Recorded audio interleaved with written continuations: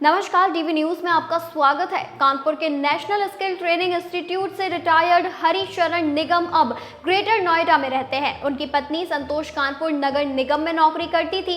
Pension के लिए नगर निगम में सालाना एक लाइफ सर्टिफिकेट जमा करना होता है। 72 साल के हरिशरण ने सोचा क्यों ना इस बार इतनी दूर आने जाने की बजाय काम ऑनलाइन ही करा के देख लें। लाइफ सर्टिफिकेट के लिए उन्होंने कानपुर नगर निगम का नंबर गूगल पर ढूंढा। जो पहला नंबर मिला उस पर फोन किया तो फोन उठाने वाले व्यक्ति ने भी कहा काम हो जाएगा, बस आप 2 रुपए की एक ऑनलाइन पेमेंट कर दीजिए। उन्होंने पेमेंट तो कर दी, लेकिन अगले दिन उनके बैंक खाते से 94,000 उड़ गए और मालूम भी तब पता चला जब दूसरे खाते से भी पैसे निकालने की कोशिश हुई और बैंक ने सतर्क किया। हर नौकरी में कुछ वक्त बाद कुछ इम्प्रोवाइजेशन होता है, नई तकनीक आ जाती है। वैसे ही अब साइबर क्राइम के मार्केट में डिजिटल अरेस्ट का बूम हो चुका है। जी हाँ, आपने भी ये नाम सुन लिया होगा।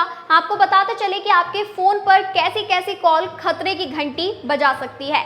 साइबर सिक्योरिटी और इन्वेस्टिगेशन एक्सपर्ट मुकेश चौधरी कहते हैं कि डिजिटल अरेस्ट नाम का ना तो कोई शब्द है ना ही कोई कानून है। ये एक नाम दे दिया गया है जो टेक्निकली पॉसिबल नहीं है, इसीलिए आपको सावधान रहना है। क्रिमिनल सोशल इंजीनियरिंग के नए तरीके अपना रहे हैं। कोई आपको पैसे क्यों देगा, उसे किसी बात का डर होगा या किसी बात का लालच होगा। क्रिमिनल्स पुलिस बनकर फोन करते हैं कि आपका बेटा या बेटी किसी केस में फंस गए हैं, उसे बचाने के लिए आपको पैसे देने होंगे, वरना हम केस रजिस्टर करके आगे की कार्यवाही करेंगे। कोई फोन करके आपसे कहता है कि आपका पार्सल पकड़ा गया है, ईरान, ताइवान या कहीं भी जा रहा था, जिसके अंदर कुछ इलीगल आइटम्स, ड्रग्स या हथियार मिले हैं। फोन ट्रांसफर भी होता है। बता दें कि पहले कुरियर कंपनी बात करती है, फिर पुलिस सीन में आती है, फिर आपको स्काइप डाउनलोड करके वीडियो कॉल पर आने को कहते हैं, उसके बाद फंसाना शुरू करते हैं और वहीं बैठा कर रखते हैं।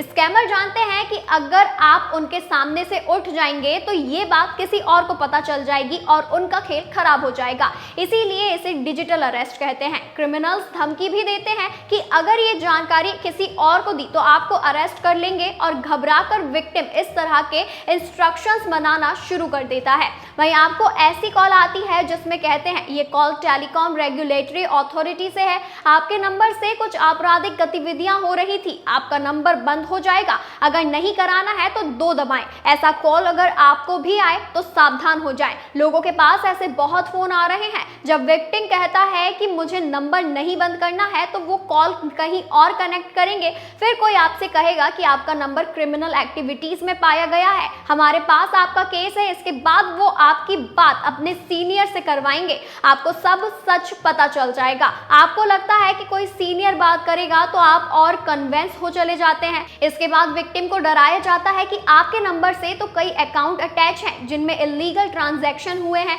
इस पर तो कई केस दर्ज हैं। कई बार क्रिमिनल्स के पास विक्टिम के आधार और पैन कार्ड नंबर भी होते हैं। इसके बाद पैसे देकर केस सॉल्व करने वाली बात शुरू हो जाती है। अब इतना सब सुनने के बाद आज के जमाने में आप जो भी जानकारी देख, सुन और पढ़ रहे हैं उस पर तब तक भरोसा ना करें जब तक आप उसकी खुद पुष्टि ना कर लें।